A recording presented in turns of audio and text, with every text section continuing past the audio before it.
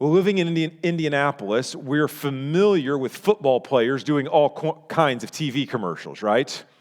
Peyton Manning's been on just about every single ad imaginable. And if you go back just a couple of years into 2021, Pfizer was unrolling this new campaign, trying to get people to get their COVID shot and their flu shot rolled into one thing. And instead of calling Peyton, they called Travis Kelce, and they had this ad they were going to run. It was called Two Things at Once.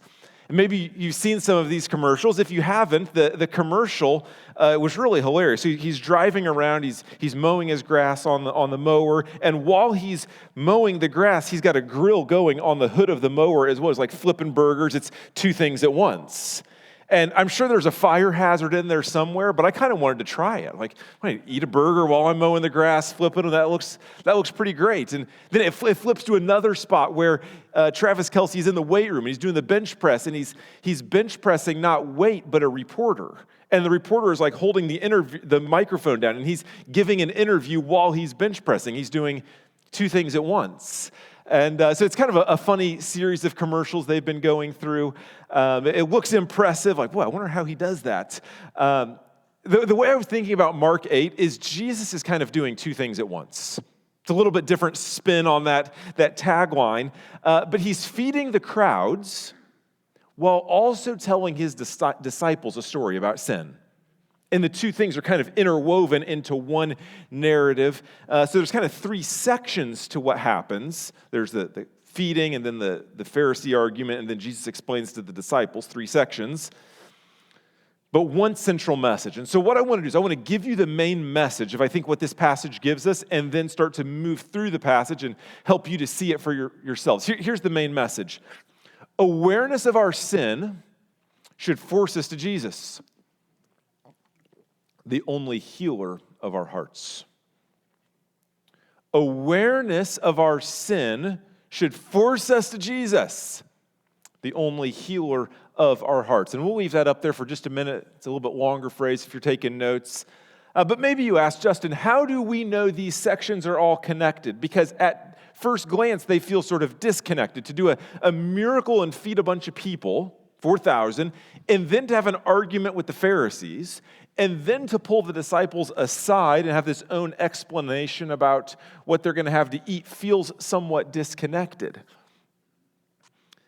They asked the disciples at the end, they asked Jesus, hey, we don't have any bread. What are we going to do? And he says, why are you guys talking about bread?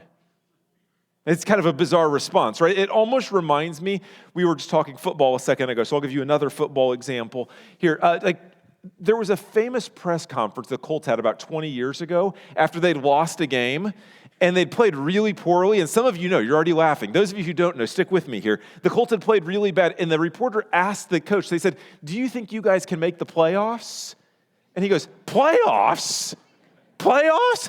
Don't talk to me about the playoffs. I'm just hoping we can win another game. It's like the disciples asked Jesus what they're going to eat, and he says, toast? Toast? Don't ask me about toast. I just hope your hearts wouldn't be so hard towards the things I'm trying to teach you. It's like, guys, your focus is off. And so Jesus is connecting these stories together. The key to see this is in verses 14 and 15. So I hope you'll look back at your copy of the scriptures and see kind of this linking of the different themes coming into one. If we pick up in Mark 8 and verse 14, here's what we read. Now they'd forgotten to bring bread, and they only had one loaf with them in the boat. And he cautioned them, saying, watch out, beware of the leaven of the Pharisees and the leaven of Herod. So thematically, we've got this idea of bread. Jesus fed a bunch of people, and then they forgot to bring their own bread. And in the middle, the Pharisees have this argument, and Jesus says their unbelief, their sin, their hardness of heart is a little bit like leaven. It's a little bit like bread. And so he's connecting it into a broader theme. And it's not just the idea of bread, but actually that the rejection of Jesus is really, really serious. And so you see this repeated several times. Like verse 12, you look down, it says Jesus sighed deeply. Why do you demand a sign? Why are you not satisfied in me, essentially, he says. Or verse 17, he says, do you not yet perceive or understand? Are your hearts hardened? Having eyes, do you not see? And having ears, do you not hear? Or jump down to verse 21, and he says, do you not yet understand? So there's this linking of the idea of bread and leaven to sin, unbelief, and hardness of heart. And so maybe you're asking, well, what exactly is the leaven of the Pharisees and the leaven of Herod? It's an interesting group because the Pharisees and Herod didn't have a whole lot in common. This is the same Herod who just a few chapters ago has beheaded John the Baptist. And there's a lot of different theories about what they share in common, what's the leaven of one, the leaven of other. But at a very base level, what we can know for sure is it's a rejection of Jesus that both of them had. In other words, there's religious ways to miss Jesus, that's the Pharisees, and there are irreligious or secular ways to miss Jesus, and that's Herod. And this, for some of you, may be one of the more surprising elements of biblical Christianity, that you can actually miss Jesus while being filled up with religious activity. Or you can miss Jesus in totally secular ways or irreligious ways as well. Maybe that was more obvious to you. This should come as a real warning to people who are filled with religious activity in their lives. For people who go to church week in, week out, and serve and give, pay attention to what Jesus says. This is a warning. But it should also be an invitation, a warm invitation to those of you who are not as religious. You are skeptical of the claims of Jesus. It's important you would hear, if you're not yet a Christian, the message of the Bible is not go to church more often, be better, and exert more religious effort. There's a lot of places in America where you can hear that message, but one place you won't hear that message is in the Bible. So when and where you hear that, I want you to know that's not actually what Christianity teaches. What Jesus is saying here is if you don't get to the heart, there's going to be no lasting change. No external conformity is going to get the job done. So the message of change by religious effort is too shallow. But the message of change by secular effort is also too shallow. And one of the dominant things that the irreligious world tells us is if we could simply overthrow the oppressors that are around us, then we would be free to change. On the left, that ends up being some kind of a cultural Marxism, and you just break everything down into oppressed and oppressors, and if you can overthrow the oppressors, then we're free to change, right? But on the right, you see a little bit of that developing as well, where you see people coming out saying, well, you don't hate the left enough. You don't hate them enough. Well, that message right there, if we can just overthrow all the wickedness that the left has brought, that actually puts you on the same path that won't bring lasting change because it's not getting to the heart. In a sense, you might say religion and irreligion make the same mistake. It looks different, but they're making the same mistake. They're not getting to your heart. They're still focused on externals. And maybe it feels a little depressing to talk about how everybody's missing the mark these days. It's not the most, fun-loving introduction we've had in a sermon in a little while, but maybe there's hope in this, in that Christianity actually provides the most realistic diagnosis of the human heart, along with solutions that can actually speak to you. Maybe you know somebody who's been sick for years. They've had all kinds of pain and symptoms. They've gone to doctor after doctor, nurse after nurse, clinic after clinic, and nobody's been able to figure it out. And then they finally find somebody who asks the right question that unlocks the key and they say, oh, that's what's been plaguing me. And if that were the case, would you not say, oh, please tell me what I should do about this? That's what Jesus is doing here. He's saying, you've been searching all over the place for change in religious ways, you Pharisees, in irreligious ways, Herod, and you're missing the mark. You're not experiencing true, lasting transformation because you're not getting to the heart. And this section concludes the first half of the Gospel of Mark, where Mark's been asking over and over and over, who is Jesus? What's the real Jesus look like? Tell me what he's like, please. And in this section, he says, let me show you your need. And when you see your need, you'll see the beauty of Jesus far more clearly. And this is who he is, the all-satisfying Jesus. May we rest all our days in the goodness of Jesus, like we just sang. So we will say this morning that awareness of our sin should force us to Jesus, the only healer of our hearts. From an outline standpoint, here's what I want to do. 3 fairly simple and pretty direct applicational points for us. We want to see, okay, the Pharisees went way down this path, and they were kind of off the rails when Jesus got to them. How do we see the mistakes they've made, and how do we adjust our life so we don't end up where they ended up? I'm going to focus most of our time talking about their errors because that's what the passage focuses on the most, okay? And so we're going to see sin spreads silently, sin spreads rapidly, and sin needs a powerful remedy. Spreads silently, spreads rapidly, sin needs a powerful remedy. All right, sin spreads silently. Number 1, let's start there.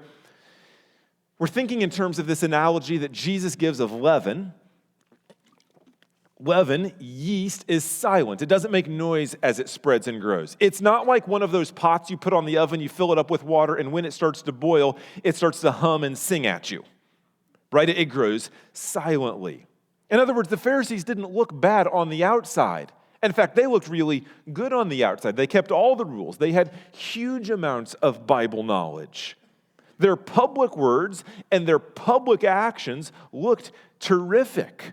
If they were to walk into church, most of us would look at them and say, oh, they're top notch. They got it under control. It looked good, but it was spreading silently. Other passages within the Gospels tell us about the leaven of the Pharisees. Matthew 16 says the leaven of the Pharisees, watch out for that, is actually their teaching. Luke chapter 12 says the leaven of the Pharisees is their hypocrisy, that they look good on the outside, but on the inside they're not. So their public words, public actions looked good. They said that sin was primarily an external thing. The Just Say No campaign started with them. Just say no to adultery. Just say no to lying. Just say no to drunkenness. And just say yes to going to church. Just say yes to serving. Just say yes to giving. And Jesus shows up and says, sin is primarily internal before it's external. It's a matter of the heart.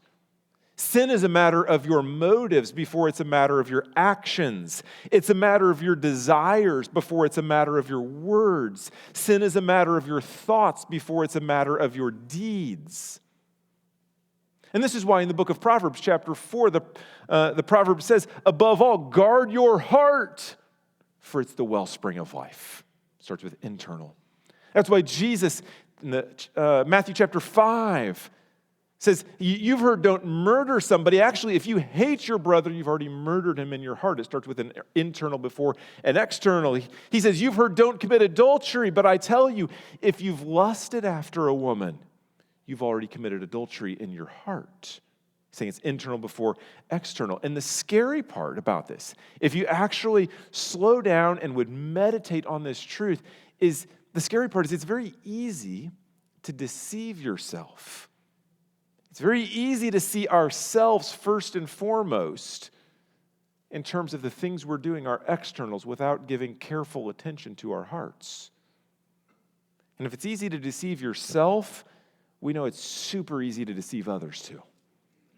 It's really, really easy. Famous Puritan John Owen said it this way. It's a helpful little quote. I've thought about this often. He said this, sin is never less quiet than when it's most quiet. Sin is never less quiet than when it's most quiet. In other words, Satan wants to lull you to sleep. He wants you to be thinking about anything and everything. He doesn't particularly care what, so long as you're not thinking about the sin flowing out of your own heart. It's almost like this. You have people over to your house. Maybe they bring some kids, you eat some dinner, they start running around, the house gets really loud, kids go down to the basement, it stays loud for a while, and then after a bit, you know what happens? It starts to get quiet. And you don't notice it at first.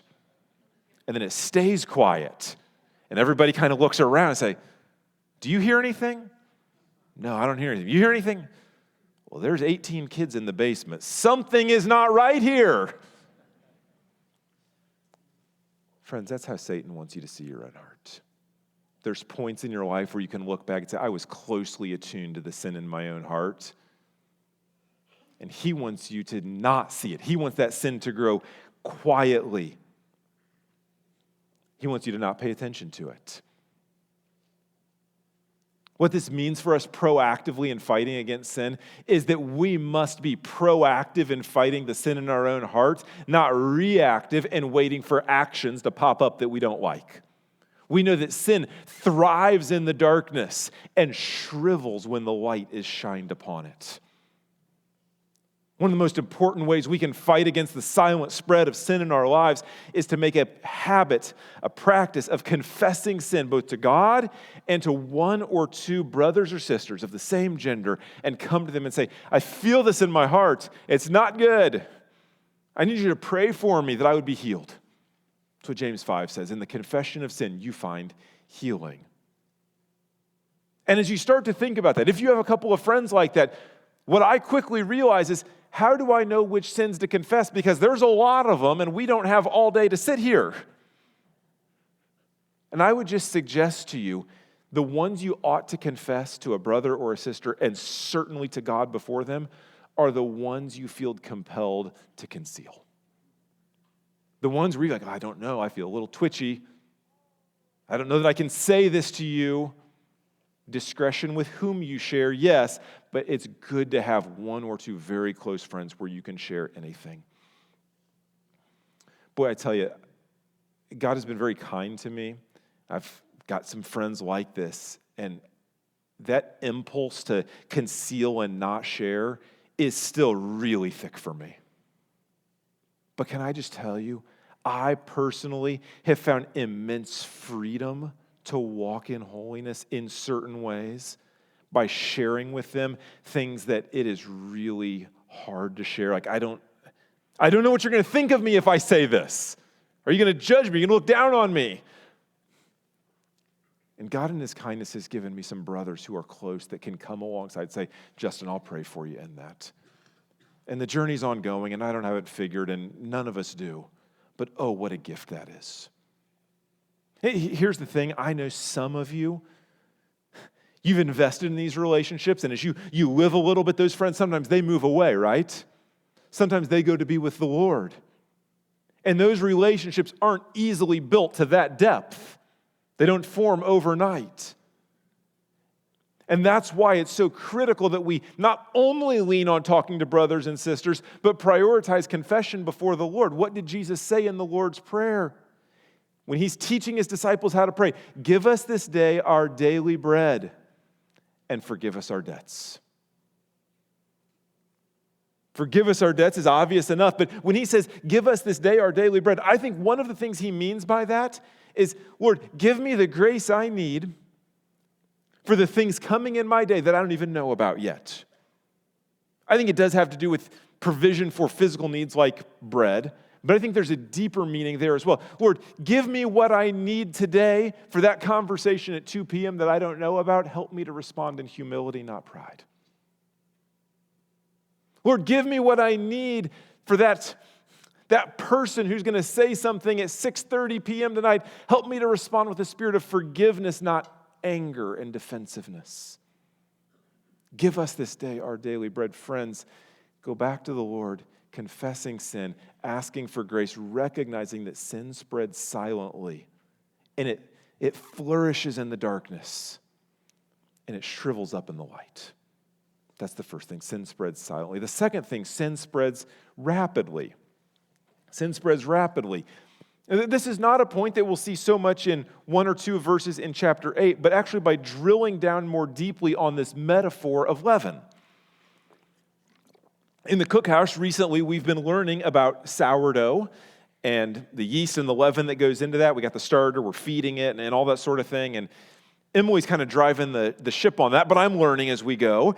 And one of the things I've learned is that once you feed the leaven, the sourdough leaven, you kind of have to do something with it right away. Like you leave it on the counter for a day or two, and it's going to be pretty nasty. Like you You've got to deal with it. It's growing quickly.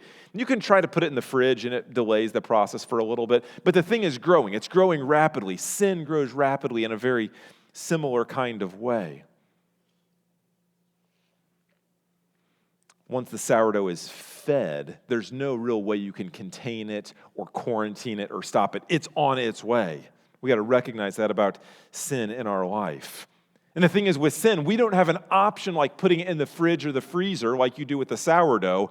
That sucker's growing, right? It's almost like opening up a pack of Reese's. You can never eat just the first one. You have to go for the second. And if there was a third in there, I would eat it too. That's how sin works, right? Just this morning, we had all those donuts out there.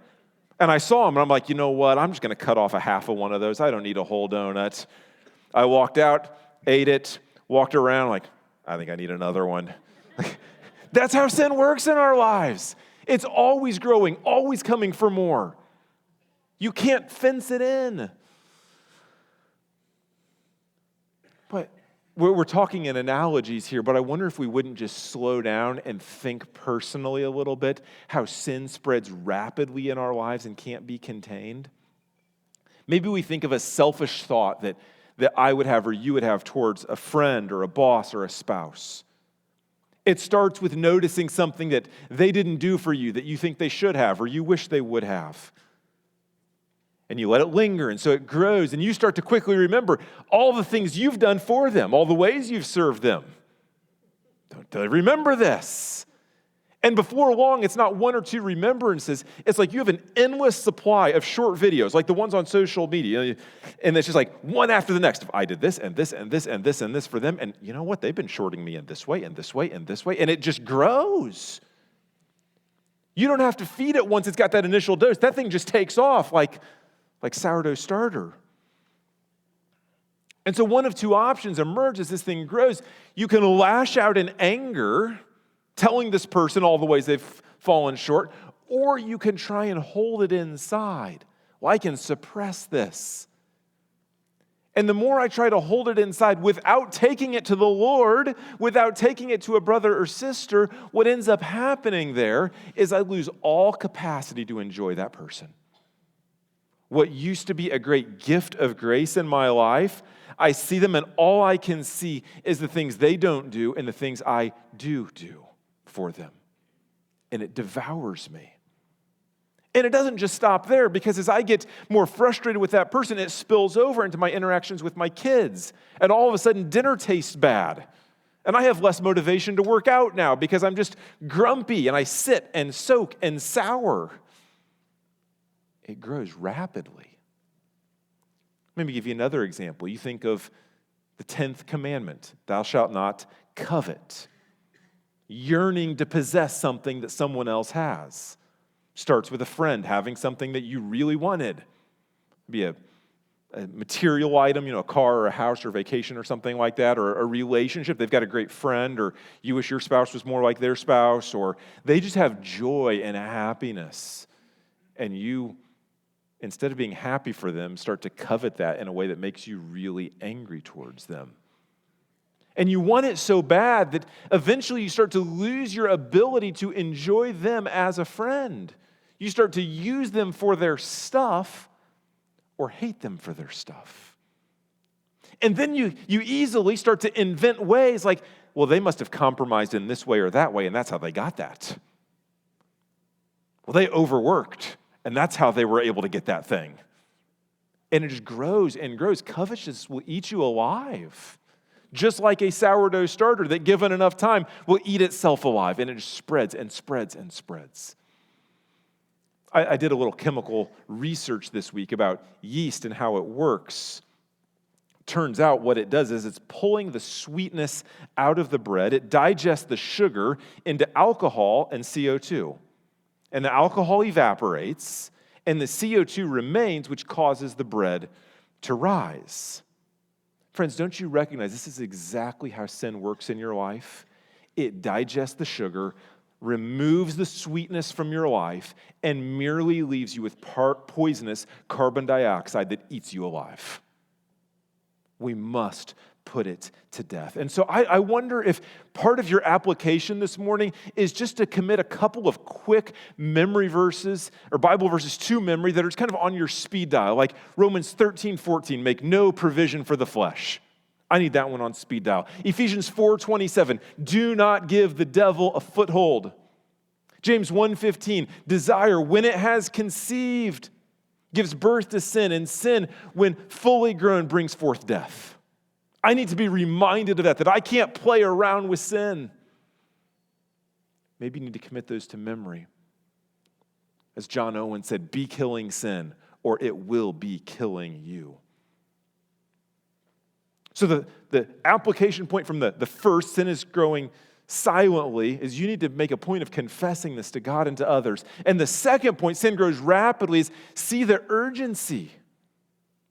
See the urgency. Maybe you need to grab somebody after the service and say, hey, can we talk? This can't wait till tomorrow. You need to text them or pick up your phone and call them. Say, I need you to pray for me because sin is spreading rapidly in my life and I need to take it seriously. Beware of the leaven, Jesus would say to his disciples and to you and to me. And as you do that, I want to encourage you, trace that sin back to the source. Because oftentimes by the time we recognize something, we're feeling a symptom, and it takes some time to trace it back and say, what's underneath that? Where am I loving something more than Jesus? Where am I no longer satisfied in him? And ask for their help to trace that back as well. Sin spreads silently, it spreads rapidly. Third thing, sin needs a powerful remedy. It needs a powerful remedy. We've established the overall point of the passage that awareness of sin should point us to Jesus, the only hearer of our hearts. I want to go back now to the beginning story of Mark chapter 8. Sin needs a powerful remedy. Jesus has just fed tons of people, likely Gentiles here in Mark 8, about 4,000 of them. 2 chapters earlier, he's fed a group of Jews, most likely. 5,000 men, could have been as many as 20 or 25,000. Sometimes we read these two stories close together and ask, is this just like a deja vu? Because these sound really similar. Is there something unique going on here? Well, there's obviously a slight difference, the numbers, and early on, it's Jews. Here, it's Gentiles. And so I think part of what's going on is saying, who is Jesus? He's the King of the Jews and the King of the Gentiles. The message of the kingdom is to bring salvation for all people. He will feed and satisfy all the nations. That's one element I think we're supposed to see here. But second, don't miss the obvious piece here. Jesus' miracle-working power goes beyond our imagination. His miracle-working power goes beyond our imagination. It's so easy to read these stories and be like, oh yeah, Jesus just passed out some bread. I tell you, there was last pastor's meeting, was our first one with Pastors Nate and Jake. There was great to have them. And so we had 9 pastors there, and 2 guys came who weren't pastors. There were 11 grown men sitting around the dinner table, and I was amazed at the amount of food that 11 dudes plowed through in about 40 minutes. It was like, wow, like that just kind of went away. It was really delicious. And I was thinking about what 11 guys eat compared to what 4,000 people eat here. Like, this is not just a couple of like platters from Jimmy John's. This is a significant amount of food. And Jesus says, no amount, no size here threatens my power. My miracle-working ability exceeds your imagination. I wonder if there's some of you here this morning that need to just reflect on that. Because in the first 2 points, as we talk about the silent, rapid growth of sin, the Spirit of God is impressing upon you areas in your life that have gone unchecked for weeks or months or maybe years. And it's kind of a heavy and depressing thing for you to think about. But I want you to really zero in on this miracle-working power of Jesus, because the same Jesus feeding and satisfying those people back then is the same one that can change your heart today. Don't lose sight of that. Unless Satan beats you down with your forgetfulness of how powerful Jesus is, remember these are the disciples who saw Jesus feed 4,000 people, got in the boat, forgot to bring some bread, and said, oh no, what are we going to do? Forgetfulness of Jesus' power plagues all of us. Come back to it afresh and don't lose sight of how powerful he really is. Boy, can I just tell you, you look at those disciples, and what would you have wished they did? Hey, Jesus, we forgot the bread too. Could you make a little more for us? And he says, I'd be glad to. But instead they sit and they fret and worry about it.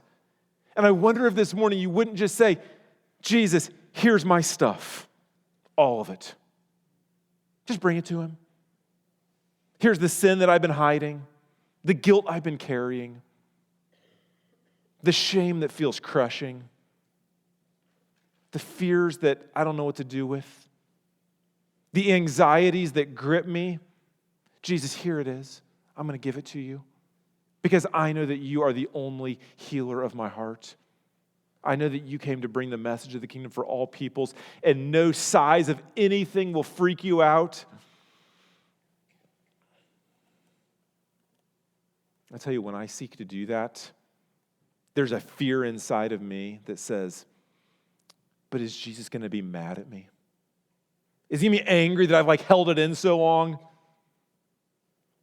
Look back at Mark chapter 8 and verse 2. He looks at the people moved with, what's the word? Compassion. Compassion. It's a specific word right there.